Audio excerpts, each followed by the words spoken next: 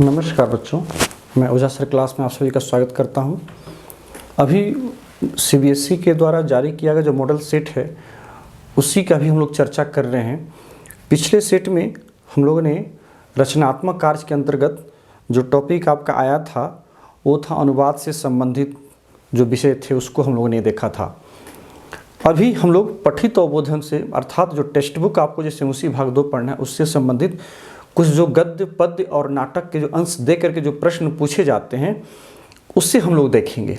ये आपको मैं बता दूं कि 3-3 नंबर का 3 टॉपिक आपको यहाँ पर बुक से टेक्स्ट बुक से दिया रहेगा। एक तो गद्य से स्टोरी से, दूसरा श्लोक दे करके और तीसरा नाटक से। तो चलिए देखते हैं किस तरह का प्रश्न इसमें पूछा जाता है। उन बच्चों से मेरा रिक्वेस्ट है कि जो बच्चे हमारे चैनल को देख रहे हैं और अभी तक सब्सक्राइब नहीं किए हैं वो ज़रूर चैनल को सब्सक्राइब करें, जिससे कि जो हम नए नए टॉपिक आपको दे रहे हैं उसकी सूचना आपको मिलती रहे।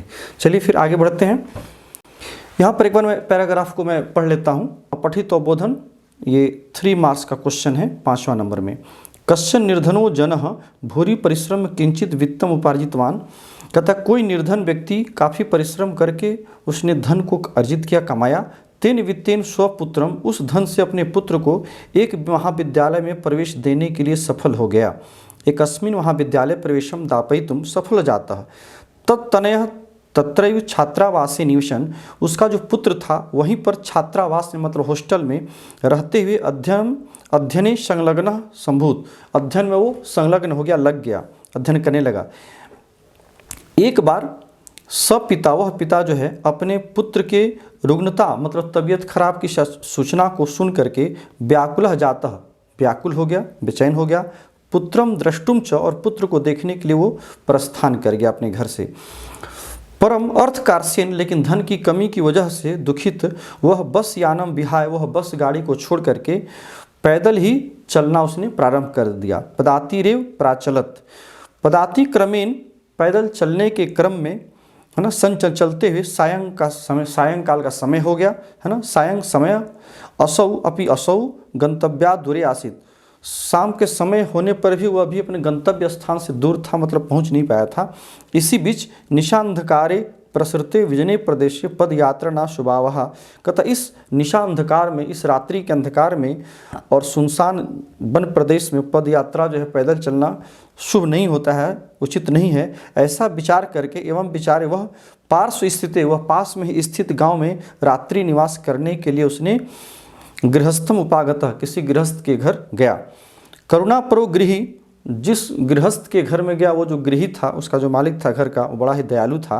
तो करुणापर गृही तस्मै आश्रय प्रयाच्छत, उसने उसको आश्रय दिया। ये इसका अर्थ था जो पैराग्राफ आपको सीबीएसई के द्वारा दिया गया है। अब इसमें प्रश्न है, कहता कह भूरि परिश्रम में किंचित वित्तम उपार्जितवान। इसका सही आंसर हो जाएगा, देखिए जनः, निर्धन जनः, पहला का है ना। यहाँ हो जाएगा आपको निर्धन जनः, निर्धन जनः एक शब्द दीजिएगा, जनः भी दीजिएगा तो भी आपका आंसर वो सही होगा। क्योंकि एक वर्ड में, एक चीज़ ध्यान रखिएगा कि यहाँ देखिए एक पदेन देना है और केवलम प्रश्न द्वयम, यहाँ पर 3 प्रश्न दिए गए हैं और इन तीनों प्रश्नों में से सिर्फ आपको 2 करना है। हाफ मार्क्स का क्वेश्चन है 1 नंबर का, ठीक है। तो जो आप जानते हैं उसी को 2 करना है। सब में विकल्प आपको मिलेगा, जो श्लोक वाला प्रश्न है उसमें भी और जो नाटक वाला है उसमें भी।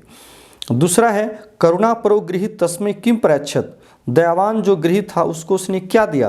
तो अभी आपने पढ़ा था आश्रयम, देखिए करुणापरो गृही तस्मै आश्रयम, उसने आश्रय दिया।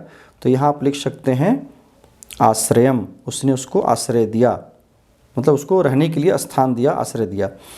गौ में है निर्धनस्य पुत्र कुत्र निवसन अध्ययने संलग्न संभूत। कहता निर्धन का जो बेटा था वो कहाँ रहते हुए अध्ययन में संलग्न हो गया था। तो यहाँ देखिएगा छात्रावासे है ना, तत्तनय, उसका जो पुत्र था तत्रैव छात्रावासे निवसन अध्ययने संलग्न संभूत। तो इस प्रकार से एक एक पद में, एक एक वर्ड में आपको आंसर करते हुए आपको करना है। मैंने तीनों का तीनों बता दिया है, आपको कोई 2 करना है। दूसरा क्वेश्चन है पूर्ण वाक्य में आपको उत्तर देना है। इसमें भी केवल 2 ही प्रश्न करना है, प्रश्न द्वयम मतलब 2 ही प्रश्न करना है। 3 प्रश्न यहाँ दिए गए हैं। पिता कथम व्याकुलो जातः, पिता जो है कैसे व्याकुल हो गया। तो यहाँ देखिएगा एकदा सपिता तनुजस्य रुग्णताम व्याकुलः जातः। यहाँ पर देखिए रुग्णताम आकर्ण्य, रुग्णता मतलब उसके बीमारी को, उसके बीमार होने की सूचना को प्राप्त करके। तो इस वाक्य को आपको पूरे वाक्य में लिखना होगा। है ना, यहाँ से लेकर के यहाँ तक यदि हम इसे हटाते हैं तो सबको यदि आप हटा दें तो मैं डायरेक्ट यहीं पर आंसर कर दे रहा हूँ। ठीक है, आप इस सबको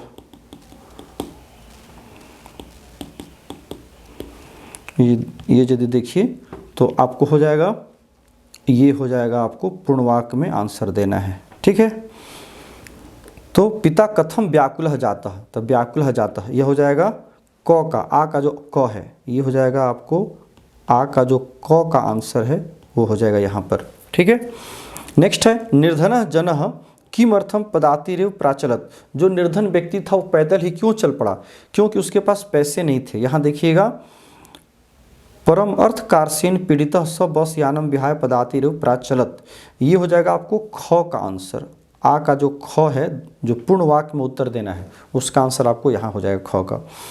तीसरा है गौ में जनः किम विचार पार्श्वस्थे ग्रामे रात्रि निवासम कर्तुम कश्चित गृहस्थ उपागतः, कहता है जन जो है, जो निर्धन व्यक्ति था, क्या सोच करके पास के गांव में रात्रि निवास करने के लिए गृहस्थ के पास वो चला गया। तो चूंकि उसने सोचा कि निशा अंधकार, यहाँ से लिखिएगा कि निशा अंधकार प्रसृते विजने प्रदेशे पद यात्रा न स्वभावः एवं विचार पार्श्व से ग्रामे रात्रि निवासम कर्तुम कंचित गृहस्थ उपागतः, यहाँ से लेकर के यहाँ तक आपका ये गौ का आंसर होगा। ठीक है ना, जो पूर्ण वाक्य में आपको उत्तर देना है कंप्लीट सेंटेंस में, तो ये गौ का आपको आंसर हो जाएगा आ का गौ। नेक्स्ट चलते हैं 6 नंबर क्वेश्चन। इसमें भी आपको श्लोक दिया हुआ है और इस श्लोक को पढ़ करके आपको प्रश्नों का उत्तर करना है। मृगा मृग ही संगम अनुवर्जन्ति, कहता मृग जो है वो मृगों के साथ चलना पसंद करते हैं। गावश्य गोभी तुर्गाश्च तुर्गही, कहता गाय जो है गायों के साथ रहना पसंद करती हैं। घोड़े जो है वो घोड़ों के साथ रहना पसंद करता, तुर्गा तुरंगही। मूर्खाश्च मूर्खई, जो मूर्ख लोग हैं वो मूर्खों के साथ रहना पसंद करते हैं।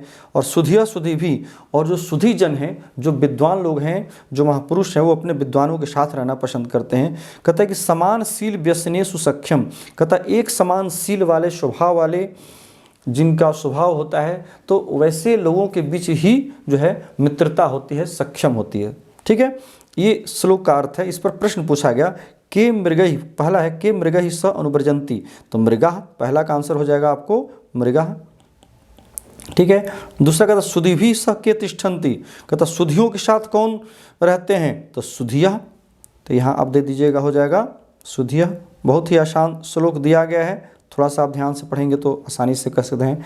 गावह काभी स अनुवर्जन्ति, गाय जो है किसके साथ किसके पीछे चलना पसंद करती है, तो यहाँ पर देखिए गावश्य गोभी, तो गोभी हो जाएगा, है ना, गाय के साथ गौ का तृतीया बहुवचन है ना, गोभी, गायों के साथ हो रहना, उसके पीछे चलना, झुंड में चलना पसंद करती हैं। तो इस प्रकार से 3 दिए गए हैं, किसी 2 का आपको आंसर करना है।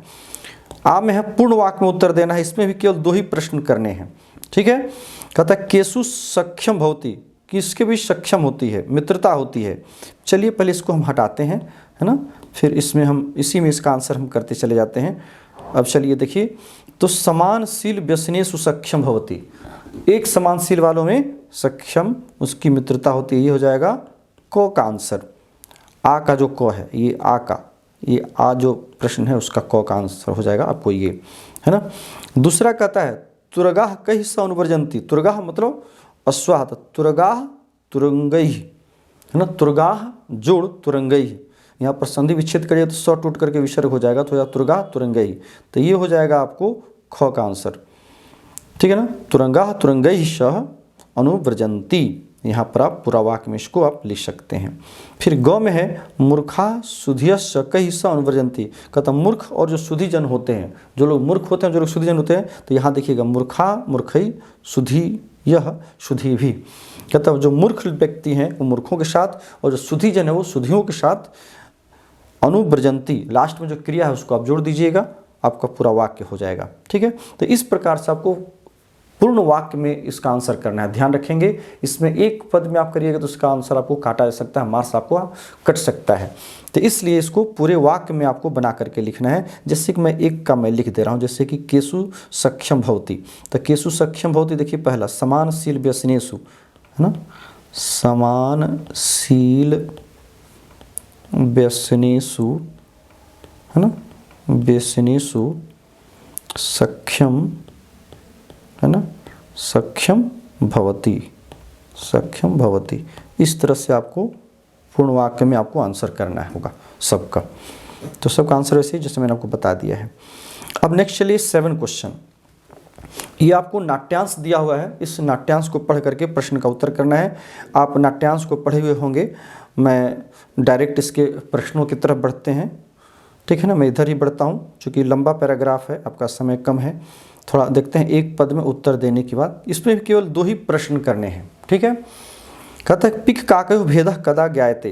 कहता है कि पिक और कौआ, पिका मतलब कोयल और काका मतलब कौआ, है ना। कहता है इन दोनों में भेद कदा ज्ञायते, कब अंतर पता चलता है। तो जब बसंत का समय आता है तब कौआ कौआ ही रह जाता है और कोयल कोयल होती है। मतलब कोयल का महत्व हम बसंत काल में ही जान जाते हैं। जैसे बसंत काल का समय आता है तो कोयल जो है कूजने लगती है, ठीक है।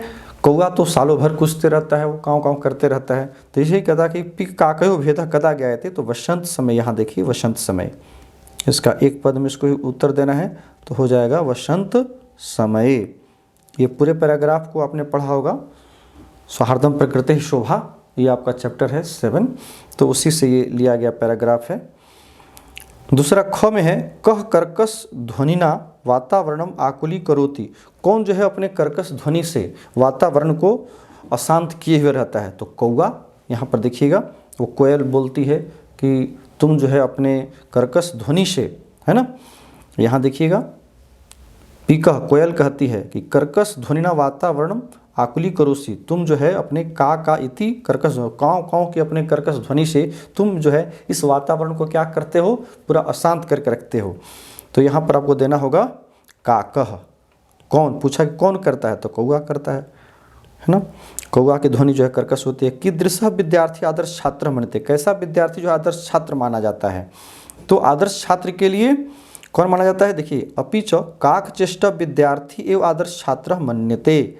यहाँ देखिए काक चेष्ट, कौए के समान चेष्टा वाला जो विद्यार्थी होता है वही जो है वास्तव में आदर्श छात्र माना जाता है। जैसा कि हमारे शास्त्रों में विद्यार्थी के 5 लक्षण बताए गए हैं, उन 5 लक्षणों में से काक चेष्ट एक है। तो इसलिए यहाँ पर देना होगा कि काक चेष्ट, है ना, काक चेष्ट, कौए की तरह चेष्टा वाला जो विद्यार्थी होता है वो आदर्श छात्र माना जाता है। में देखिए पूर्ण वाक्य में यहाँ भी केवल 2 ही प्रश्न करने हैं, 1-1 नंबर का, 2 प्रश्न है 2 नंबर का, यहाँ 3 दिया गया है। अंते काकः पिकम प्रति किम वदति, कहता अंत में जो है कौआ पिकम प्रति मतलब कोयल को क्या कहता है। तो देखिए यहाँ पर कौआ कहता अरे परिभृत अहम यदि तौ संततिम न पालयामि। अरे परिभृत आया है कोयल के लिए। अरे कोयल, यदि मैं तुम्हारे संतति संतान को नहीं पालता हूँ तरहि तब कुत्र स्यूपिका, तब कोयल कहाँ से होंगी। अतः अहम एवं करुणापर पक्षी सम्राट काकः, इसलिए मैं ही जो हूँ सो कौओं का सम्राट और काफ़ी दयावान करुणापर कौआ काकः, मैं कौआ हूँ, ठीक है। तो ये बात जो है अंत में काकः कहता है, तो आपको सही इसका आंसर हो जाएगा क का यही, ठीक है ना। ये आ का जो क है ये आ का, है ना, आ का क का आंसर ये हो जाएगा। ख में काकः कदा दशेत, कौआ कब काटता है। तो इस प्रसंग में शुरू में ही आया है कि यदि झूठ बोलता है तो कौआ काटता है, झूठ बोले कौआ काटे, काफ़ी फेमस है ना। तो यहाँ वही चीज़ है। कहते क्या तुम भूल गए हो कि मेरी सत्य प्रियता, तू जना नाम करते उदाहरण स्वरूपा, मेरी सत्य प्रियता जो है लोगों के लिए उदाहरण स्वरूप है। अनृतम वदसी चेत काकः दशेत, ये देखिए यहाँ से लेकर के यहाँ तक, है ना। ये हो जाएगा आपको किसका, काकः कदा दशेत, ख का, ये ख का आपको आंसर हो जाएगा, है ना, यहाँ से लेकर के यहाँ तक, है ना। यदि असत्य बोलते हो तो काकः दशेत, तो कौआ काट लेता है। फिर नेक्स्ट है गौ, कह आत्मानम वन राजा भवितुम योग्य चिंतयति, कौन जो है अपने आप को वन का राजा होने के योग्य समझता है। तो यहाँ पर देखिएगा शुरू में ही दिया है काकः, आम सत्यम वस्तुतः वन राजा भवितुम तो अहम एवं योग्य, मतलब कौआ कहता है। तो यहाँ पर आपको लिखना होगा कि काकः, काकः से शुरू करिएगा, काकः आत्मानम, कह के स्थान पर काकः दे देना है, ठीक है। और बाकी जैसे वाक्य है आत्मानम, आत्मानम बाकी जैसे है वैसे पूरा उतार देना है, चिंतयति, ठीक है, इस तरह से। तो ये जो है आपका तीनों का तीनों पैराग्राफ आपको देखिएगा 3-3 नंबर का 3 पूछा गया है ना। जो आपका एक आपको हो गया पठित अवबोधन में 5 नंबर का हो गया आपको ये गद्यांश दिया हुआ है कहानी से, स्टोरी से। दूसरा दिया गया है श्लोक 6 नंबर में मृगा मृगही वाला आपको श्लोक है, और 7 नंबर में आपको है नाट्यांश। इस प्रकार से 3 या 9 नंबर का प्रश्न आपको गद्य से पूछा जाता है। फिर इसके आगे जो पूछा जाएगा वो देखिएगा आपको श्लोक का अन्वय, भाव और जो कथा क्रम को अरेंज किया जाता है, कैसे किया जाता है, उसको हम लोग देखेंगे। जो नेक्स्ट वीडियो में हमारी आपसे मुलाकात होगी तो उसमें आपको बताऊंगा किस तरह से। मैं छोटा छोटा वीडियो में आपको बता इसलिए रहा हूं ताकि कई बच्चों का डिमांड आया कि सर छोटा आप 10 मिनट 12 मिनट का वीडियो हमें बना के दीजिए, एक एक टॉपिक क्लियर करिए। इसलिए मैं अलग अलग पार्ट में मैं आपको वीडियो में बना करके आपको उपलब्ध करा रहा हूँ। चलिए नेक्स्ट वीडियो में आपसे हमारी मुलाकात होगी, तब तक के लिए आप हमें आज्ञा दीजिए। बहुत बहुत धन्यवाद। Thank you.